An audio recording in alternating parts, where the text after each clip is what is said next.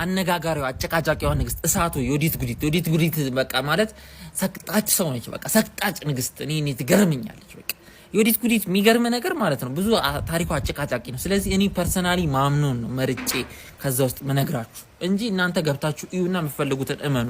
እኔ ማምነው ታሪክ አለ ብዙ ነው። አንዳንዶች ሴተኛ ዳሪ ነበረች ይላሉ። አንዳንዶች እንዲነች ከዛ ነው ቆንጆ ስለሆነች ነው። በጣም ቆንጆ መሆኗ ግን ሁሉም ይቀበላል። ይሄን አትጠራጠር። እኔ ኤአይ የሰራሁት ይሄን በቃ ይሄን ትመስላለች ብዬ ስለገመትኩኝ ነውና ዮዲት ጉዲት ከዳሞት ነው የተነሳችው ብዬ ነው ማምነው። እኔ ከአገው ወይ ደግሞ ከአክሱም ምናምን አይደለም ብዬ ነው ማምነው። ከዳሞት ስልጣኔ ነው የተነሳችው። ዳሞት ስልጣኔ ማለት የአሁኑን ሰላሌን እንዲዝና ደቡብ ምናምን የሆኑ ቦታዎች አሉ። እዛ አካባቢ ቆይ ማፑል ካገኘው አሳያቸዋለሁ። እና እዛ አካባቢ ነው ዳሞት ስልጣኔና አክሱም ኢምፔር ደከመ።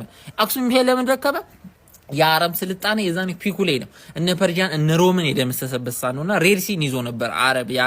አረቦች እዛ ጋር እንዳለ ይዘውት አክሱምን አንኮታክቶታል። እንደውም በጣም ኢኮኖሚ ተንኮታክቶ ነበር። ወታደሮቹ ደክመው ነበር። አክሱም ተዳክሞ ነበረ ማለት ነው።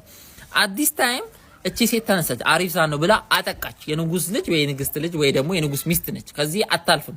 ሄዳ አጠቃች። አጥቅታ የአክሱምን ንጉስ አሸነፋ። አሳዳው አክሱምን ገዝታ ለ40 ዓመት ነው የምላችሁ። እቺ ሴት በጣም ጨካኝ ነበረች። ብዙ ጊዜ ሴቶች ስልጣን ሲይዙ ጨካኝ ይሆናሉ። አንዳንድ ሴቶች ለምን መሰለ ይናቃሉ። ሴት ናቸው ብሎ ስለሚናቁ እሱን ነገር መቀየር እንትን ማለት ይፈል ኦቨር አክት ያደርጋሉ። ገብቷል?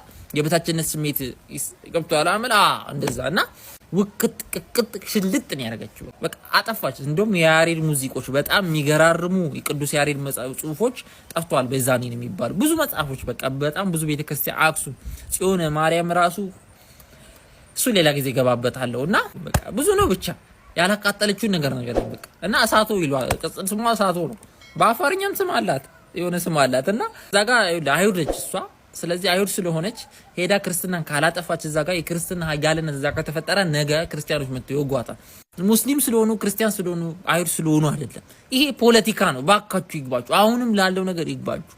በቃ ፖለቲካ ነው። ይሄ ስልጣን ነው። ገብቷል? እዛ ጋር ካንተ አስተሳሰብ ለየት ያለ አስተሳሰብ ሰው ሲኖር የሰው ልጅ በተፈጥሯችን ማጥቃት እንወዳለን እና ዮዲትም ይሄንን ያደረገችው ለምን ቤተክርስቲያን አቃጠለች ምናምን ብለ ጀስቲፋይ አታርገው።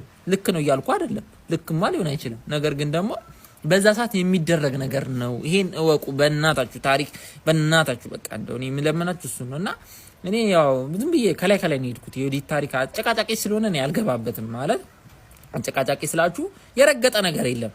ምን ሴተኛ ዳሪቱ ምን እንደሆነች ላይ አይታወቅም። በቃ አነሳሷ ምናምን የጌዲዮን ልጅ ነች ይላሉ አንዳንዶች። እኔ ደግሞ አይመስለኝም። ብቻ አንድ ነገር ልንገራችሁ በጣም ማለት ነው እኔ ቶፕ ቲር ዓለም ላይ ካሉ ስማርት ሴቶች ከተፈጠሩ ሴቶች ውስጥ እኔ መከታስ ነች። በቃ በድፍረት ዮዲት ጉዲት በጣም ስማርት ነበረች። ንጉሱን አንበጫበጨችው ሽለሽል በቃ አገርን ያስጎበኘችው። እሷን ሲሸሽ ሀገሩን ሲዞር ቱሪስት አደረገችው። አክሱምን እንትሉ ላይ ጣለችው እሷ ነች። በእናት በቃ እሱ ነው እኔ ራሱ ምንድነው ይሄኛው ነው እሱን ትልቁን የጣለችው እሷ ነች።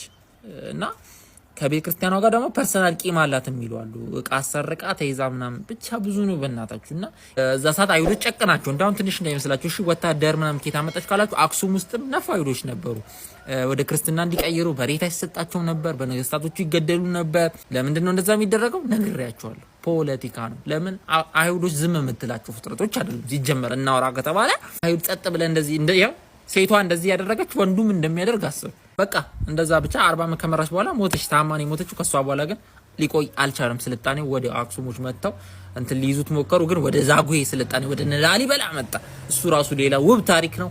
እንገባበታለን ማለት ነው።